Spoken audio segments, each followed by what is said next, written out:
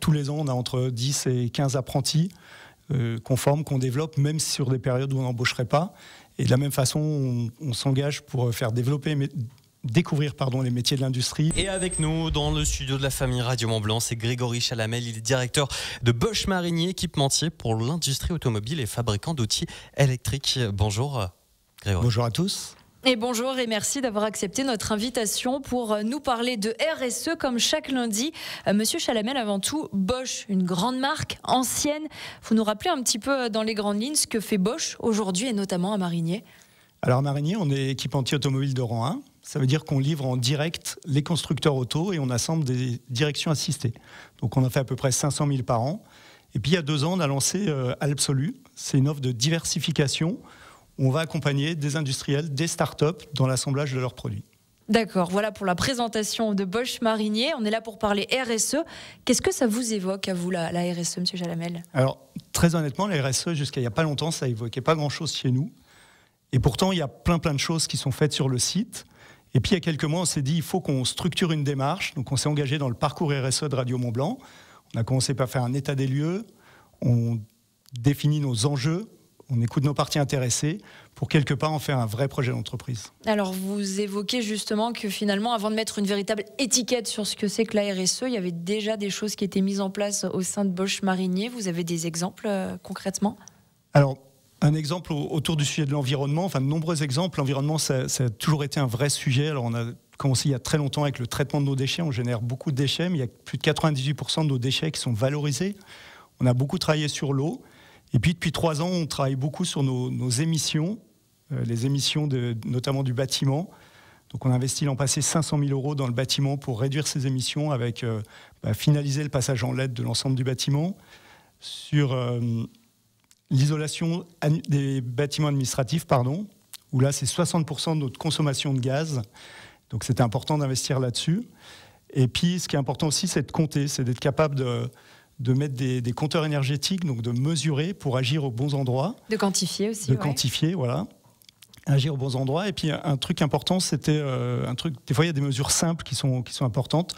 On a réétanchéfié nos toits. On a passé tout ça en blanc. Ça nous permet de gagner 2 à 3 degrés et gagner en confort pour nos salariés. Donc ça, c'est ce qui concerne l'investissement sur les bâtiments, sur le site de Bosch Marinier. Il y a aussi un plan de mobilité, tout un plan de mobilité, notamment pour les trajets des salariés entre le domicile et le travail. Voilà, alors c'est 1 million de kilomètres par an. C'est énorme. Nombre de kilomètres domicile-travail, ça fait 200 tonnes de CO2. Alors 200 tonnes de CO2, ça parle pas trop. 1 million de kilomètres par an, là c'est énorme. Donc on s'est dit, mais comment est-ce qu'on peut réduire ce nombre de kilomètres? Donc on a commencé à positionner tous nos salariés sur une carte, à regarder les solutions de mobilité douce, les solutions de transport en commun. Et là, on est en train d'interroger nos salariés pour dire finalement comment est-ce qu'on peut changer cette mobilité, les aider à réduire leurs factures de déplacement et à limiter notre impact sur l'environnement. Tout ça, ça passe quand même par une vraie prise de conscience qu'il faut être capable de changer.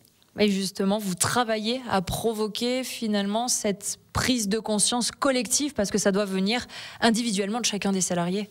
Ça doit venir de tout le monde. Alors on est de plus en plus de dirigeants à se dire on doit, aux côtés des politiques, aux côtés des médias, participer à cette prise de conscience. Prendre conscience des enjeux de la transformation environnementale. Donc pour ça, on a lancé un axe stratégique. Ça fait partie de nos 16 axes stratégiques cette année, de former 100% de nos effectifs à la fraise du climat pour que, au-delà de l'impact dans l'entreprise, chacun, au quotidien, puisse agir en faveur du climat. Alors, on parlait justement des différents engagements et des choses qui sont mises en place au sein de Bosch Marinier, qui étaient déjà mises en place par le passé. Un des autres points sur lesquels vous agissez déjà en matière de RSE, c'est la qualité de vie au travail. Vous avez un peu votre propre définition de ça, d'ailleurs.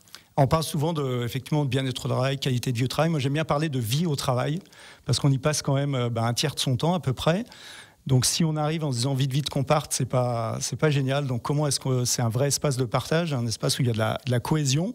Donc, pour ça, historiquement, on a toujours eu beaucoup de choses. On a un restaurant dans l'entreprise, on a un journal, par exemple. Il y a quoi dans ce journal ? C'est un journal qui parle pas beaucoup de ce que fait l'entreprise, mais beaucoup des gens qui constituent l'entreprise.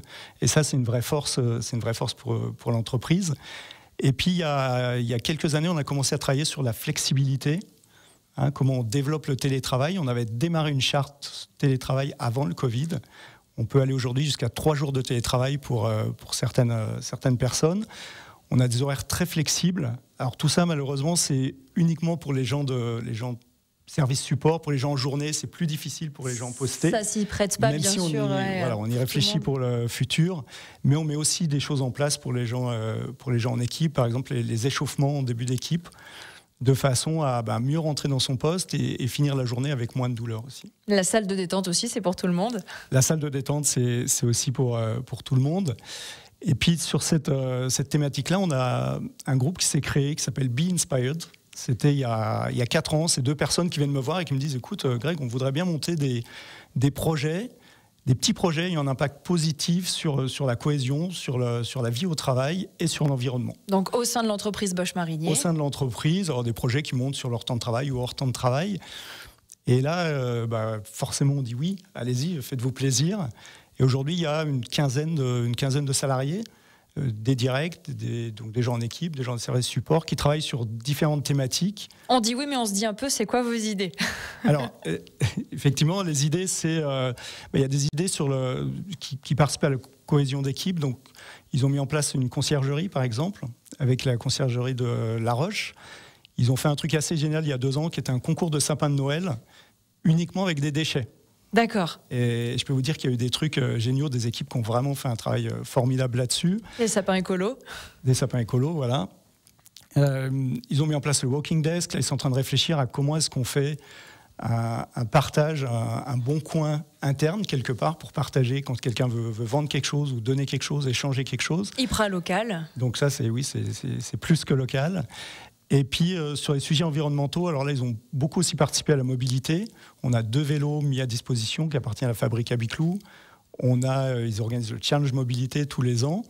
Et puis, plein de projets qui touchent plus à la terre, avec l'éco-pâturage, avec le ruchier. Un composteur aussi partagé qui permet au resto de composter. Et puis, le ruchier. Alors, aujourd'hui, on dit j'ai mis une ruche devant l'usine, je fais du RSE. Là, on n'est pas du tout là-dedans. On est vraiment dans un rucher qui est vraiment porteur de sens. C'est un rucher pédagogique, donc qui est cofinancé par la mairie de Marigné et par l'entreprise, alors qui a permis de former des futurs apiculteurs en interne, mais surtout qui va permettre de sensibiliser les jeunes à ce qu'est la vie de l'abeille, à ce qu'est le produit du miel. Avec un rucher pédagogique, on a 6 ruches aujourd'hui, on est très fiers de ça et bravo aux équipes parce qu'ils ont fait un super travail. Oui, bravo à Be Inspired pour ces ruches, donc sur le site de Bosch Marinier. Si vous nous rejoignez au cours de cette interview, vous parliez des jeunes, Monsieur Chalamel. Je crois que quand on parle RSE, c'est aussi la clé et c'est aussi ce qui vous tient à cœur, investir finalement sur les salariés de demain. La jeunesse, c'est important d'investir dans la jeunesse. Je suis un exemple, j'ai démarré stagiaire dans cette entreprise il y a 25 ans, puis apprenti. Donc c'est pour ça que tous les ans, on a entre 10 et 15 apprentis qu'on forme, qu'on développe, même sur des périodes où on n'embaucherait pas. Et de la même façon, on s'engage pour faire découvrir les métiers de l'industrie. Donc on reçoit toujours plein de stagiaires, des jeunes. On est impliqué dans le campus des métiers. Alors ça aussi, ça fait partie de notre mission de faire découvrir l'industrie aux jeunes. Merci Grégory Chalamel, directeur Bosch Marinier, d'avoir été notre invité en ce lundi pour notre rendez-vous RSE chaque lundi sur Radio Mont Blanc.